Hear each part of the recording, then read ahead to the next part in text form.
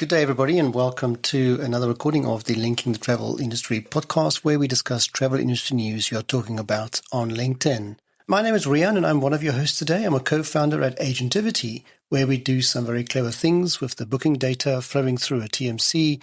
So if that sounds of interest, please do feel free to get in touch. As usual, I'm joined by Ash and Anne to help me discuss our list of stories with you. And as usual, Anne is in a different location once again. Over to you, Anne.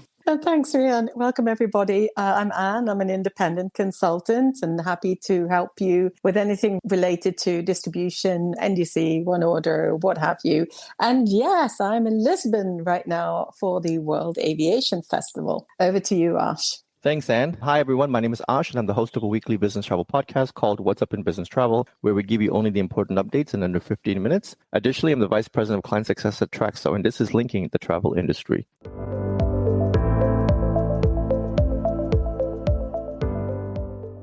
For those new to the event, welcome. The format here is a quick, non-biased and spontaneous, most of the times, review of the previous week's top LinkedIn travel industry-related stories. I think we're going to start with some sad news, and that is the news that Icelandic low-cost carrier Play Airlines ceased to operate. Your answer was, well, not unexpected, right? What I don't understand is that, you're repeating this again because we had another low-cost airline that folded in Iceland before Play, right? Of course, they tried, to introduce leisure, but I think it was just too little too late.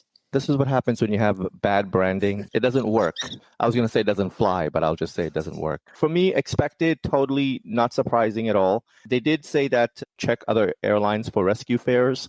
And Condor, I don't know if you saw this, but Condor stepped up to the plate and said, yeah, we can do this and we'll take care of your travelers. The interesting thing is on this post, I don't know if you saw this, but there was a comment by somebody that basically wrote a letter to the shareholders of Play and say, please transfer this airline to me and I will go ahead and preserve the value of the brand, which I think was a big mistake, unless this guy also wants to lose money. So that was an interesting post to this post where somebody's actively trying to get access to the Play operational management, as he calls it. So we'll see. I also saw some posts of people following the aircraft being returned.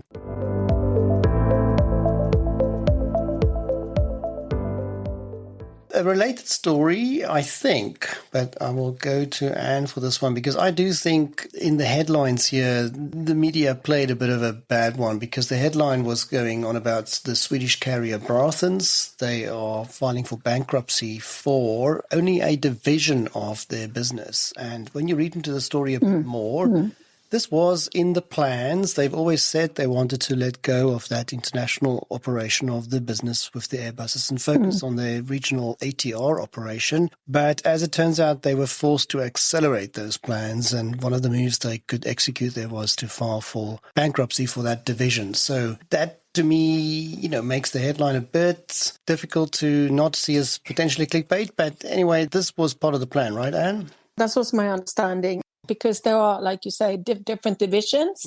And we know that one of them went up into Scandinavian Airlines. This business now that has folded has, of course, affected loads of passengers because these are charter operations that they've been doing. In the Scandinavian press, there is, of course, a lot of talk about how are these passengers going to get home, which airlines are going to fly them back, etc. And, of course, the planned holidays in future. So it's a bit messy, I would say.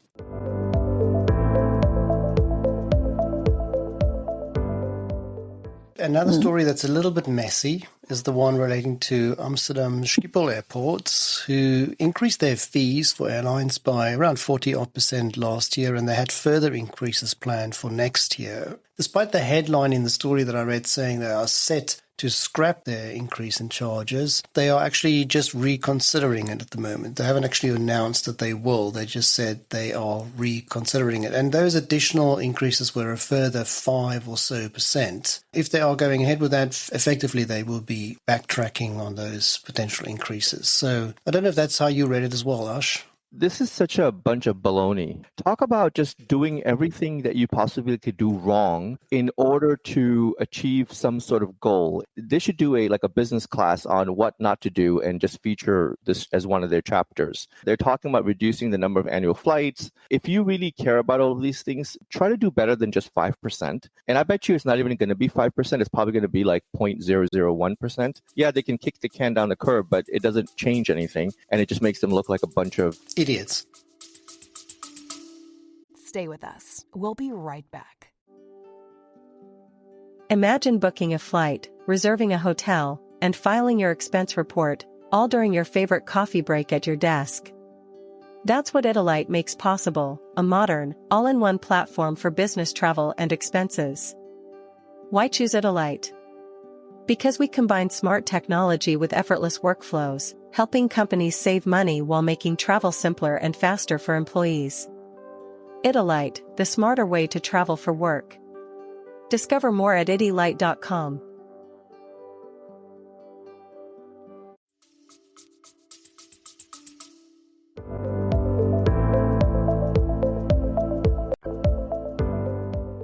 Some acquisition news. Globespan Travel Management acquiring Key Travel. I didn't read too much more about this, but I'd like to hear your comment, Ash. Actually, the story broke a couple of weeks ago. This was the same story where somebody else had acquired a piece of Key Travel in the Europe market, if I remember correctly. Yes. Because they had two different operations. So Globespan, they used to be a travel leaders company based out of Toronto, Canada. The reason why this acquisition makes sense for them is that they're looking to build their footprint in the US market. And the best way to do that is to acquire something that already exists because you inherit all the benefits of somebody else setting it up for you. Let's see what they do with it.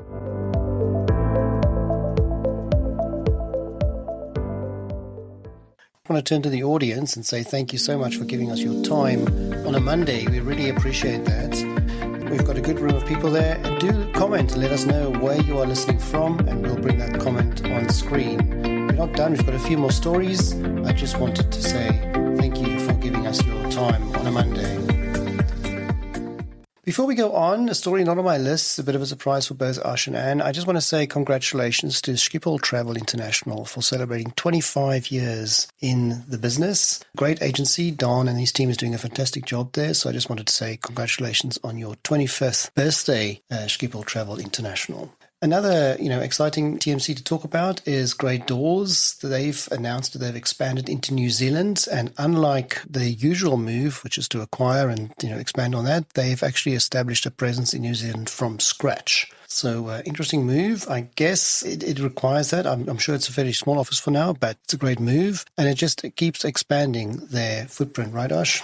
This is actually one of the rare cases in travel where somebody starts from fresh. That comes with a whole bunch of excitement because you get to do it all right. You don't have to fix anything from the past. So this is really exciting. The idea of setting a new shop from scratch is definitely a lot of fun. And actually, I've done it for a small agency, but yeah, it comes with all sorts of other skills you never knew you needed, like negotiate with the contractors and the electricity, everything, get it in place. And then, but it is exciting, isn't it? It's like unwrapping a fresh present and seeing what's inside. So yeah, good for them, and congratulations to Great Dawes. Any comments, Anne? Also want to say congratulations. I mean, they really impressed me, Great Dawes. Yeah. And bad news, Anne, you thought you were going to have a good time there at the Aviation Festival, but Mark's following you. He's going to see you soon there. So he says it's on his way. There's a comment from him saying he's listening in from Dublin, but his bags are packed for Aviation Fest in Lisbon.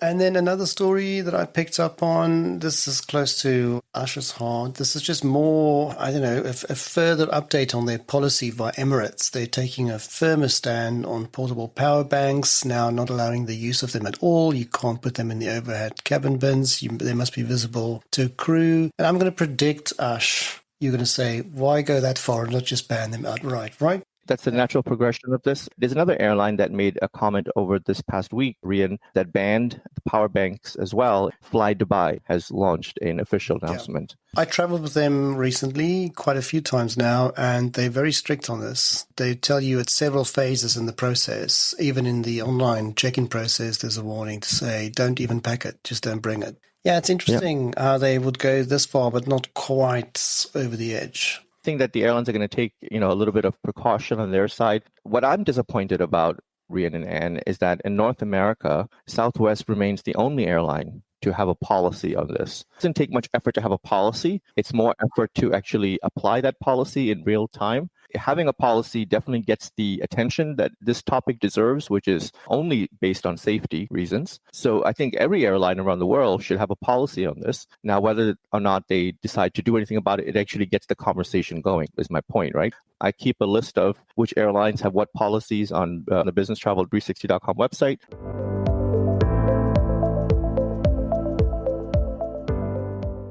And you brought the story to my attention, and when I opened it, I saw the engagement on this is phenomenal. And so this story gets our most engaged post of the week. It is by somebody called Michael Peterson from Deutsche Bahn, and he posted it in German, but of course you can just quickly translate it. It's not a problem. As of now, that post has reached almost 400 interactions, very engaging post. And he's talking about the fact that in the Deutsche Bahn app, you can now also book more international connections, including your tickets to the UK and further afield as well from Germany. I'm just this is a bit of an only now question mark thing for me, Anne, or am I wrong?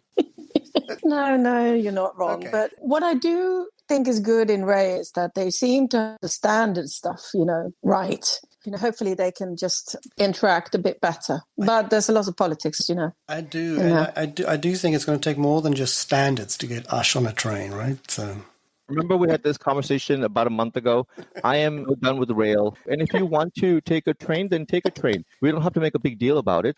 Just get on the train and take it. You need to watch. I'm going to send you some links of videos of people taking trains in China. There, they've managed to get it working better than air. It's faster, it's cheaper, it's more convenient. Better than air, I think that's a mistake. Unless you don't have service between the two cities, then yeah, it's better than air. But if they service between two airports, no, air is better than rail anytime. We have to show you some, oh dear, we've got a long hike, haven't we, Rian, with Ash? Too long. And this sort of, we really have to, too long, yes. We have to show you some really good rail travel in Europe. I've taken Deutsche Bahn. I have no issue with the Deutsche actual Bahn is not luxury. rail. What I'm saying is that I've taken it, and Trainline does this already. So what's the big deal? Deutsche Bahn decided to add two little segments.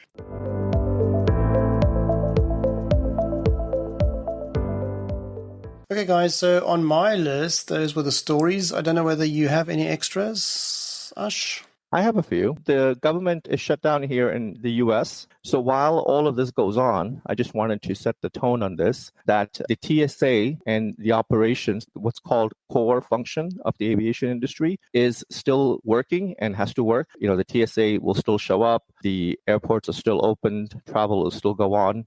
The key here is that if it takes too much longer, then you might see these essential workers, that you might see them start to get weary and therefore start calling in sick. So apart from that, it's business as usual as it relates to the government shutdown. The only thing you probably don't want is an angry TSA agent patting you down, right? That was one. Well, you already have that. Yes. So there's no changes there in procedure. Seriously, I do hope they resolve quickly because, of course, it's not a good situation. So, yeah, I agree with you. And then the other thing I want to add is that American and Porter have launched a code share agreement. And this is interesting because this is the final partnership that needed to occur. Delta has a partnership with WestJet. United has a partnership with Air Canada. And Porter is fast growing. They're a very, very strong and established airline with a lot of money. And they are growing their fleet on a regular basis to have longer range flights. So that's a big deal in the North American corridor. Here's a fun story for you, Rian. Air India has partnered with a company called Zomato. I would bring this up to you because you really like the fact that when Indigo partnered with a company called Swiggy, you like that name Swiggy. So if you like Swiggy, you like Zomato even more. It's a food delivery app. So you see Air India partnering up with Zomato, just like you had Indigo partner with Swiggy. So this is an interesting partnership. This is travel companies partnering with quick commerce. It's an area that I think is going to be important. We see a lot of Uber partnerships with airlines. So I think this partnership between every single day purchases with airline rewards is definitely a great way to move forward. Yes. I'm going to look up Zomato. I love that name. You can say that Air India is one of the contestants for Best Aviation App here at the World Aviation Festival. Okay. And then there's a comment from Moeed about Zomato. They've also partnered with Make My Trip. Everybody's getting into the food business. And I know you probably won't have because you're at the festival, but can I ask you, what is your biggest expectation for the World Aviation Festival? What do you hope for? well, on a personal level, I can't wait to have a get together for Ladies Beyond Flying on Wednesday night. Very good. Yes, so we're very excited about that. Biggest expectation? Well, of course, it's going to be to see, last year we had so many saying that they were so way ahead in offer and order, and everyone is building, a PSS that is native order based. So let's take a look. Yes. Let's see it. Let's see what I can see with my eyes. So I spy with my little eye, and I will bring back some feedback. We look forward to that feedback, and hopefully there is lots of it as well. So that would be very good. So enjoy your week there. And also, Mark, to you. Thank you. For all the guys commenting. I see the other anonymous comment there was actually from Martijn. So thank you for all the comments, guys. We appreciate that. But I think that is a wrap. So thank you for the contributions there, Anne and Ash, and for the comments. We appreciate that. We do this weekly, as Ash will remind us. Over to you, Anne. Thanks, everyone, and thank you for your comments. Over to you, Ash. Thank you all for joining today's live recording of Linking the Travel Industry. We record this podcast live every week on Monday, and we ask that you share this event with others that you know. Chances are high that if you enjoyed today's session, those that you know will as well. If you ever miss a show because of time zone or availability, we make the podcast available on businesstravel360.com. This is Linking the Travel Industry, signing off.